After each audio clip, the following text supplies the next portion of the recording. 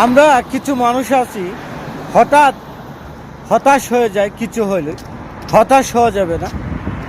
কারণ হতাশ যদি হয়ে যাও তুমি হেরে যাবে।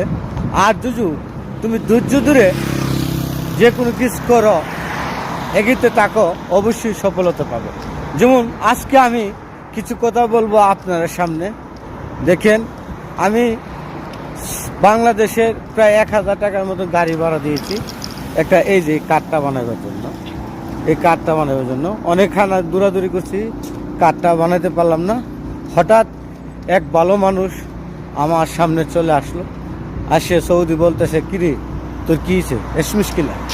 আমাকে দেখা দা ফি সারাফা ফি মুশকিলা আনা ব্যাংক মাই হাসেল কাতির ফুলুস সাইয়ারা আনা ফি হাসারা কয়র কাপ সাইয়ারা আনতা আনা শু।